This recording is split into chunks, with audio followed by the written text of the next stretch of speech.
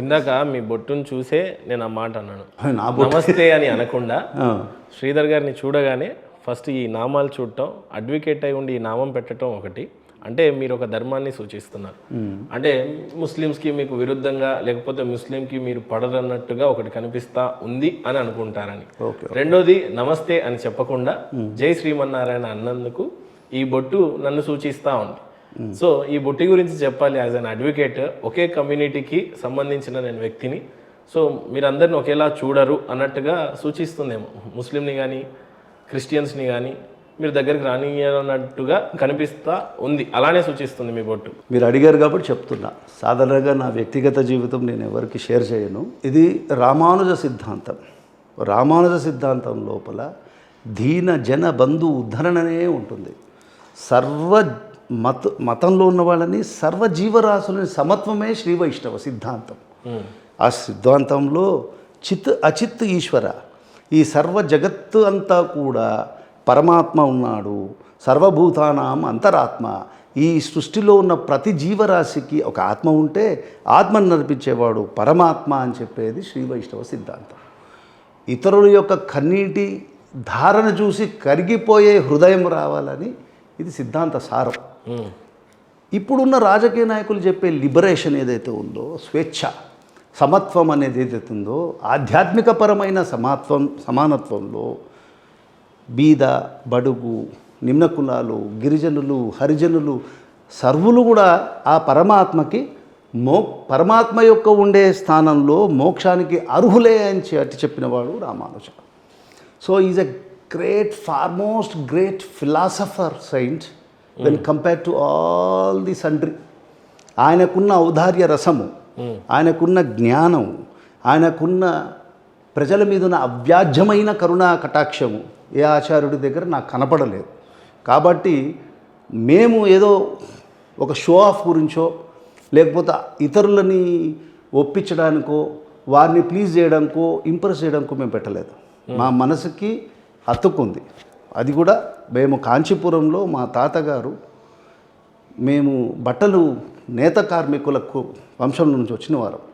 మా యొక్క వస్త్రాలని ఇప్పటికి కూడా ఆ గొప్ప అంటే వరదరాజ పెరుమాళ్ ఇత్యాది వాళ్ళందరూ కూడా మా తాతగారు నేసిన ఆ వస్త్రాలు ఇప్పటికీ ధరిస్తున్నారని మాకు ఒక ఆనందం. అలాగే రామానుజులు వారు జన్మకి కారణమైన తిరువలికేని పార్థసారథి కోయిలకి మాకు ఉభయం ఉంది. అంటే కోడి ఉత్సవం లోపల మా వంశానికి ఒక ఆలయ మర్యాద ఉంది. ఆ మర్యాదని మా తాతగారు ఇచ్చి వెళ్ళారు. కాబట్టి అందరూ ఏదేదో ఆస్తులు ఇవ్వడం కాదు, పారంపర్యమైన ఆస్తి, నిజమైన ఆస్తి, సాంప్రదాయ సంబంధమైన ఆస్తి, నిజమైన ఆస్తి అన్న ఆస్తిని నేను ధరించడం జరిగింది. మా ఆచార్యులు మాకు చెప్పారు, మీకు సమాశ్రయం చేసుకొని ఉండే సమయం వచ్చింది, చేసుకోండి అన్నారు. చేసుకున్నప్పుడు నాకు ఎందరో క్లయింట్స్ ఉన్నారు. నన్ను ఇట్లనే వన్ సైడెడ్గా చూస్తారనుకున్నారు. ఇదే ప్రశ్నని మీరు ఒక ముస్లిం వచ్చి ఉంటే అడుగుండేవారా? ఒక సర్దార్జీ వచ్చి ఉంటే మీరు అడుగుండేవారా? మీరు అడగలేరు.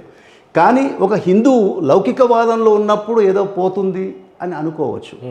ఇలాంటి ప్రశ్న నా కోర్ట్స్లో చాలామంది నన్ను అడిగారు. శ్రీధర్, నువ్వు ఇది పెట్టుకున్నావు, నువ్వు ఇది పెట్టుకోవడం వల్ల are you not losing the clients అని. కానీ అంటే నామం పెట్టుకున్నప్పుడు క్లయింట్లు పోతారు. ఇప్పుడు మీరు అన్నారు ముస్లిం క్లయింట్స్ రారు. కానీ అంటే మీకు షేర్ చేస్తున్న ఇన్ఫర్మేషన్, ఇవాళ నాకున్న క్లయింట్స్లో 90% of the top most clients are from Muslim community. And they respect me and they have value on me. They say మేమెంత నమాజ్కా ఘాటా పెట్టుకున్నామో సార్, మీరు అంతే ఈక్వల్గా నామం పెట్టుకున్నారు, కాబట్టి మీరే మాకు అడ్వకేట్ ఉండాలని మా మొత్తం టాప్ మోస్ట్, నేను చెప్పను నా personal cases I need not discuss, but వాళ్ళకి నా మీద ఉన్న అభిమానం అది. అండ్ ధర్మం అంటారా, ధర్మం మనం ఎప్పుడైతే రక్షిస్తామో, ధర్మాయ అని అర్థం. రామో విగ్రహాన్ ధర్మ అంటుంది రామాయణం. అంటే రాముడు అనేవాడు నిరువెత్తు స్వరూపం ధర్మానికి. కృష్ణం ధర్మం సనాతనం అంటారు. సనాతనమైన ఆది నుంచి ఋషి పరంపరలో వచ్చిన జ్ఞానాన్ని అంతా కూడా ఇచ్చినవాడు. భగవద్గీత అంటే గీతని మనకి బోధించి సర్వ ఉపనిషత్తుల సారాన్ని మనకి ఇచ్చినవాడు శ్రీకృష్ణ పరమాత్మ. ఈ రెండింటిని మనం చెప్తున్నాం. ఇవాళ బీజేపీ పార్టీ తీసుకోండి, రాముడు అంటున్నారు. రాముడు అంటే ధర్మమే కదా. ఆ ధర్మానికి ఇంతకుముందు నేను ఈ నామం పెట్టుకున్నప్పుడు ప్రతి వాళ్ళు నన్ను నవ్వేవాళ్ళు. శ్రీధర్కి పిచ్చి పట్టింది అనుకున్నారు. కానీ నేను అందరికి పిచ్చి ఎక్కిస్తా, నేను పట్టను.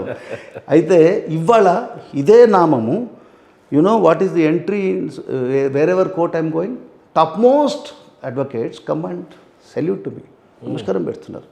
మా వైఫ్ కూడా అడిగింది, ఎందుకు శ్రీధర్ ఇదంతా అంటే, ఇది అందరూ ఒక జెండా వేసుకున్నారు, ఒక పార్టీ లీడరు ఒక మామూలు మానుష్య మాత్రంలో చేసిన జెండాకే అంత విలువ ఉండే, అంత ఐడెంటిటీ ఉంటే ఆత్మకి దైవమైన పరమాత్మ యొక్క నామాన్ని ధరించడం తప్ప అని నేను అడుగుతాను. దానికి ఆన్సర్స్ ఉండవు. కాబట్టి అది నా journey is a different plane. దానికి కావాలంటే మనం ఎప్పుడన్నా మెజిస్ట్రేటివ్ కానీ అంటే జడ్జి గారు కానీ ఎవరైనా మిమ్మల్ని ప్రశ్నించినప్పుడు కానీ లేకపోతే చూసినప్పుడు ఈ నామం గురించి ఎప్పుడైనా మెజిస్ట్రేటివ్ కానీ జడ్జెస్ చేశారా, కనీసం అడిగారా?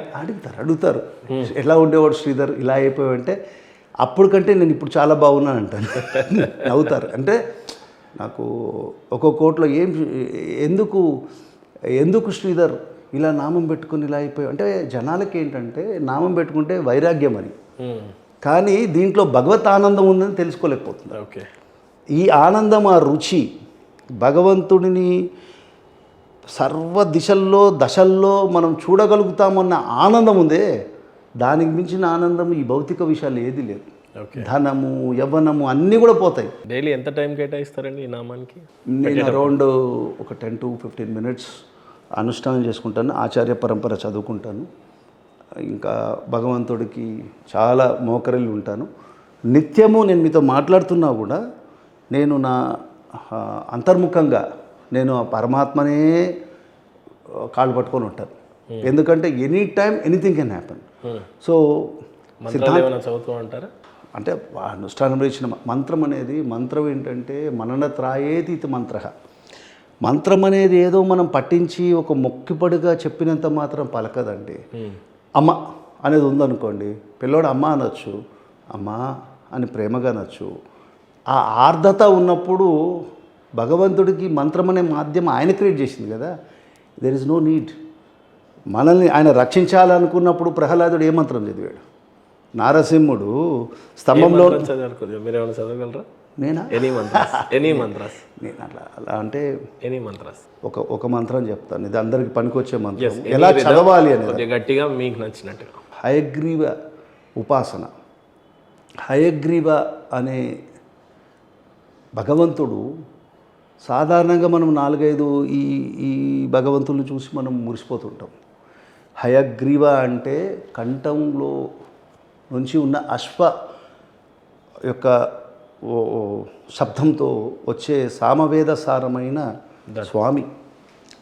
ఓం నమో భగవతే అష్టాదశాంగ వేదాంగ తదంగ శ్రవణ పఠన బోధన ప్రబోధన మిలన సంకలన వచన ప్రవచన బల ఫల సిద్ధి ప్రధాయనే వాచస్పత్యే అత్యుత్సాహ సరసీరుక మందహాస విలాస వికాస భగవన్ త్వాం దృశ్యం మాం కురు స్వాహ.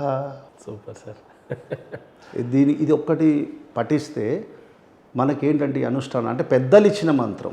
పెద్దలు ఏం చెప్పారంటే how to study A subject is శ్రవణ పఠన మిలన కలన సంకలన వచన ప్రవచన ఇత్యాది సర్వగుణాలన్నీ కూడా దీంట్లో ఆటోమేటిక్ న్యూరో లింగ్విస్టిక్ ప్రోగ్రామ్ అవుతుంది. అది మంత్రసిద్ధి. అది మన ఏన్షియంట్ ఋషి పరంపర ఇచ్చిన జ్ఞాన బోధ, ఒక key for the treasures of wisdom. కానీ ఏం లాభం సార్, ఈ రోజులలో ఋషులు ఇచ్చినటువంటి అన్ని పాఠ్యాలు పాపం పుస్తకాలు అని చెప్పి అటకలకి ఎక్కిపోయినాయి. పాతకాలం తలపుర్త గంధాలు అయితే కనిపించకుండా పోయినాయి. ఒకరోజు నిజంగానే మీరు టైం ఇస్తే చేద్దాం. అయితే ఒకటి మహేందర్ గారు, ఎప్పుడైనా కూడా ప్రపంచము ఎలా వెళ్తుందంటే పీక్కి వెళ్తుంది, కిందికి వస్తుంది. ఇప్పుడు ఇండియాకి it's a right time for revival. నా మాట తీసుకోండి, ఇక్కడికి వెళ్ళి 4 years నుంచి India is going to become super power decided. అంటే మనం చూస్తున్న దాంట్లోపల మీరు అన్నీ చూడండి ఎక్కడెక్కడ బీయింగ్ అడ్వకేట్ రాహుల్ గాంధీ హయాంలోనా లేకపోతే మోడీ హయాంలోనా? రాహుల్ గాంధీ మోడీ అని మనం చూడకూడదు. ఎవరైనా కూడా పబ్లిక్ డిబేట్ వస్తుంది, కానీ మోడీ వల్ల ఒక ఇండియన్ ఐడెంటిటీ వచ్చింది. మొన్న మోడీ గారిని చూడండి, దేశభక్తి పెరిగిందంటారు అయితే. ఠాకూర్ అని చెప్పి, మృణాల్ ఠాకూర్ అని చెప్పి ఆమె యూట్యూబ్ లోపల సంగీతం చేసుకుంటుంది. మోడీ గారికి ఏం పని అంటే ఆమెను పిలిచి అవార్డు ఇచ్చారు. ఆ టచ్ ఎక్కడుంది? ఒక లీడర్కి ఆ టచ్ ఎక్కడుంది? దట్ ఈస్ హ్యూమన్ టచ్ రావాలి అక్కడ, ఊరికనే ఆర్టిఫిషియల్ టచ్ కాదు. మన తెలంగాణలో ఉన్న ఒక ఆర్టిస్ట్కి మన పద్మశ్రీ ఇచ్చారు. How it is possible? It is only privilege of very big people కదా. మోడీ గారి గవర్నమెంట్లో నేను చూసింది అది. సరే, కొన్ని ఆయన మీద అంటే పార్టీ మీద కానీ బిజినెస్ లాబీలు అవన్నీ ఉండొచ్చు, మనకు తెలియదు. మనకు అంత జ్ఞానం ఇంకా దేవుడు ఇవ్వలేదు, మనకి దేవుడు అంత జ్ఞానం ఇవ్వలేదు. ఒకవేళ అలా ఆయన చేశారనుకోండి, ఎవరు కర్మ వాళ్ళకి ఇదవుతుంది. అంటే ఒక ప్రజా నమ్మకాన్ని somebody misuses it's not good. అది చెయ్యరు అని అనుకుంటున్నాం. ఇంతవరకు బాగానే ఉందనుకుంటున్నాం. ఆయన చేసిన పని లోపల కాశ్మీర్ ఏదైతే ఉందో మన దేశంలో అంతర్భాగం అయింది కదా, అది మోడీ గారికి మనం మెచ్చుకోవాలి. హూ ఈజ్ సో డేరింగ్ అండి, చేయగలుగుతారు అది. నెక్స్ట్ రాముడు, రైట్ ఆర్ రాంగ్, రాముడు నవ్వుకుంటా చిన్న రాముడులాగా ఏదో ఉన్న, అంటే వేదికపరమైన క్రతువులు ఇంకా జరగట్లేదు, కానీ అట్లీస్ట్ అక్కడ రాముడు విగ్రహం అయితే వచ్చేసింది కదా, రామ జన్మభూమి స్థాపితమైంది కదా. ఇప్పుడు కృష్ణుడు యొక్క మథుర, ఇందాక చెప్పాను నేను, రామో విగ్రహం ధర్మ, కృష్ణుడు, రామకృష్ణుడు ఇద్దరే. ఈ రెండు మానుష అవతారాల్లో మన హైందవ సంస్కృతి అంతా ఉంది. కొడి కన్ను మహాభారతం, ఎడమ కన్ను రామాయణం అయితే ఈ రెండింటిని కనెక్ట్ చేసే శ్వాస భాగవతం. ఈ మూడిటికి మూలము దేశ సంస్కృతి. దాన్ని వదిలేసి వాడెవడో ఇంగ్లీష్లో మాట్లాడాడు, వీడెవడో ఫ్రాన్స్లో మాట్లాడాడని మన మూలాలను వదులుకోవడం చాలా తప్పు. కాబట్టి ధర్మం మారుతున్న పరిణామంలో, ఇప్పుడున్న పరిస్థితుల్లో మనం ఇలా అన్నాం అనుకోండి, అడ్వకేట్ అయ్యి నేను పాలిటిక్స్ తీసుకున్నాం, అడ్వకేట్లే పాలిటిక్స్ గురించి మాట్లాడాలి. No other person has got right to speak on politics because they deal with constitution everyday. Constitution and లాస్తో డీల్ చేసేది advocates, not ordinary politicians. Constitution spelling దేని పాలిటిషియన్స్ 100 మందిని చూపిస్తాను నేను. మేము ఇట్లా చేసినాం, మేము అట్లా చేసాం, తప్పు అది. అడ్వకేట్సే ఫ్రీడమ్ తెచ్చారు ఈ దేశానికి, అడ్వకేట్సే పాలిటిక్స్ మాట్లాడాలి, అడ్వకేట్సే రిలీజన్ గురించి మాట్లాడాలి, అడ్వకేటే స్పిరిచువాలిటీ గురించి మాట్లాడాలి. అడ్వకేటే మన రామ మందిరం గురించి కొట్లాడి తీసుకొని వచ్చారు కదా. కేశవానంద భారతి కేసులో ఆ రోజు నాని పాల్కి వాళ్ళు అడ్డుపడపోయింటే వాళ్ళ రాజ్యాంగం ఉండేదా? కాబట్టి అడ్వకేట్స్ని మనం ఏదో చూసేసి అడ్వకేట్ వద్దన్నా, డెఫినెట్లీ నాకు నెక్స్ట్ టైం దీని మీద ఒక టాపిక్ అయితే మాట్లాడాలి. మీరు ఎప్పుడన్నా పిలవండి, నేను వస్తా. ఎందుకంటే ఇండియాలో చాలా పెద్ద ఈరోజు ఇండియా ఇలా ఉంది అని అంటే కాన్స్టిట్యూషన్ రావడానికి గల కారణాలు అయితే ఖచ్చితంగా అడ్వకేట్స్ గురించి, వాళ్ళ గొప్పతనం గురించి డెఫినెట్గా మీరు మనం గొప్పతనం వచ్చింది. Everybody in the scheme of cosmos, ప్రతి వాడి పాత్ర ఉంది. ఒకరు పెద్ద ఒకరు చిన్న కాదు, everybody has a role.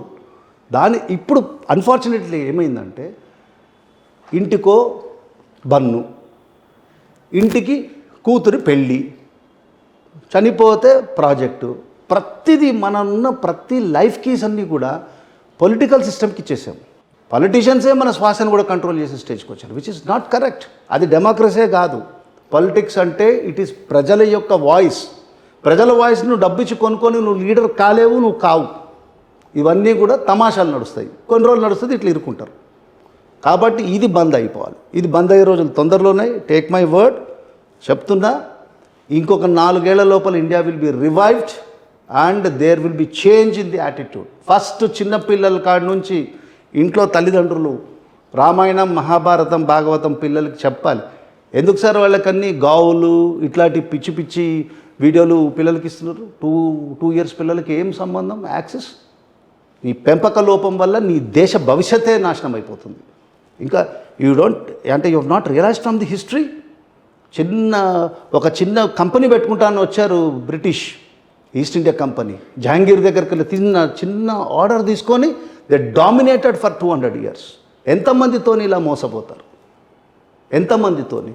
Because you don't read your own history. నీ ట్రెజర్ ఏంటో నువ్వు తెలుసుకోవాలి కదా. ఈ గతి నీకు ఏంటి? యారగెన్స్. ఎవరిచ్చారు నీకు ఈ యారగెన్స్? ఎక్కడికి వెళ్ళి తెచ్చుకుని ఈ హాఫ్ బేక్డ్ ఐడియాస్తో what is that you are trying to do? Nation యొక్క భవితాన్ని దెబ్బ కొడతారా? వాళ్ళకి రేపు పొద్దున్న వచ్చే భావితరాన్ని నాశనం చేస్తారా? If that is thing, okay, అనుభవించండి. ఈ తరం అయిపోయింది, నెక్స్ట్ తరం ఇంకా మీకు ఏం కావాలో అది జరిగిపోతుంది. ఇప్పుడు మార్చుకోవాలి, ఇప్పుడు మార్చుకొని తీరాలి, అంతే. Youth has to change. Right sir, thank you so much for coming. Not only liquor scam గురించి అనేక ఇన్ఫర్మేషన్లు మీలో ఇంకా నిండి ఉన్నాయి. నాట్ ఈవెన్ 1% మేము ఈరోజు మీ నుండి తెలుసుకోలేకపోయాం. బట్ ఇంకా లోపల there are so many treasuries where it's hiding. డెఫినెట్గా ముందు మీరు మళ్ళీ రావాలి. అండ్ యాక్చువల్లీ మనం చేయాలనుకున్న ఇంటర్వ్యూ చాలా పెద్దది, సుదీర్ఘమైన ప్రయాణం కూడా ఉన్నది. ఈరోజు కవిత కేసు గురించి మీ సమయాన్ని ఇచ్చినందుకు, మా సిగ్నేచర్ స్టూడియోకి వచ్చినందుకు thank you so much for coming sir. Thank you.